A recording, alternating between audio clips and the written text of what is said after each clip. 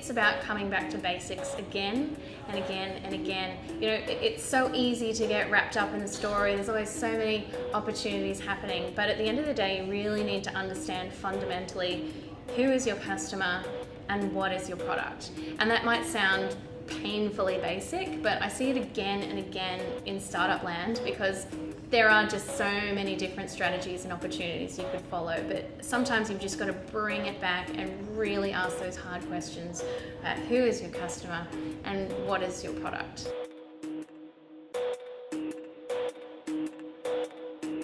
Sometimes it's just a process of learning, I think.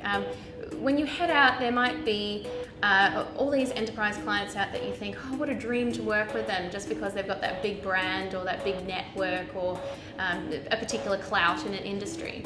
But I think in having those conversations, it's just a continual learning process to figure out who you really mesh with.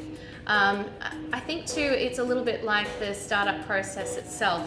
Today we talked about prototype like you're right and listen like you're wrong. So in going out and talking to organizations, you might come to them with a fantastic idea, like, hey, you know, let's partner in this way and work together, it's going to be amazing, and somehow it doesn't come off. But in doing that process and following up and asking the right questions, you can learn more and then come back to square one and perhaps start again, but from a different and perhaps more effective perspective.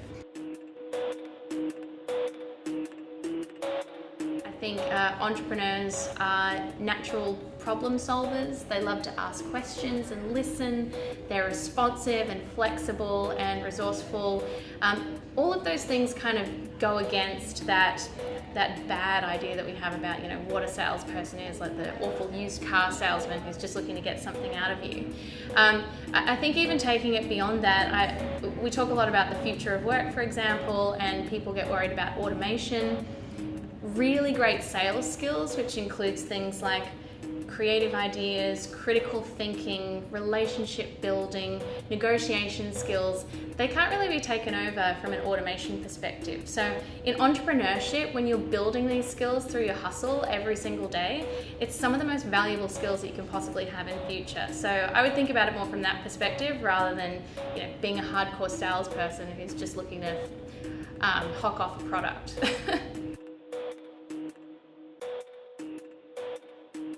Really about looking for a truly collaborative relationship, and that can be so much harder to find than we'd hope. It's a long and engaged process, and it's about having authentic conversations, being consistently curious, and asking the right questions to find out what does your partner really need from you, and where can you mesh together to potentially fill gaps and help each other achieve goals together. I think too that there needs to be a certain level of rigor behind that in terms of setting expectations and KPIs and key milestones, so that there's a place that people can come back to and make sure that you're actually hitting some of the expectations that we set for ourselves from the beginning. And if perhaps they're not being met, then perhaps it's not the right partnership. It might be time to look elsewhere. So it's a constant process that will evolve over time.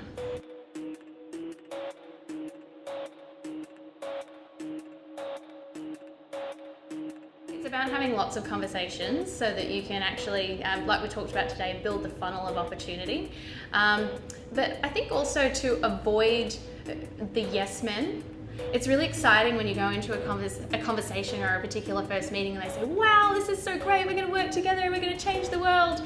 I'm always a little bit wary about those conversations, whereas the other ones where we've identified real opportunities to work together and key synergies between the organizations.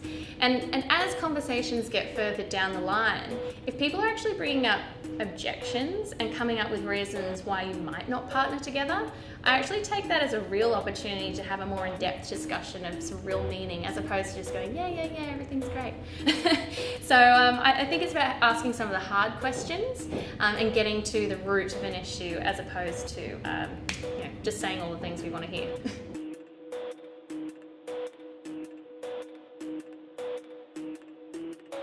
This is a constant struggle, and also in comparing things like short-term goals as opposed to long-term goals. I think in startup world, particularly if you're a bootstrapped organization, you're always going to be thinking about the next deal that you can get across the line, because when we're thinking about cash flow, it is really a life or death situation. So you've got to have those short-term wins to get across the line. However, if we don't have some really big stretch goals, your BHAG, big, hairy, audacious goal, well, what are we really in the business for? I think it's those really big goals that take a lot longer to get across the line, that are a lot riskier, but are seriously game-changing when you get them across the line. You've got to have enough of those in the pipeline that are just edging along. Otherwise, I think you run the risk of being a startup that never really breaks through to that next stage. And I think that's the really exciting stage of growth. So probably the hardest thing to juggle, but an important one for startup founders to keep in mind, that they've got enough of the smart goals and then the vague goals to back each other up and balance it out.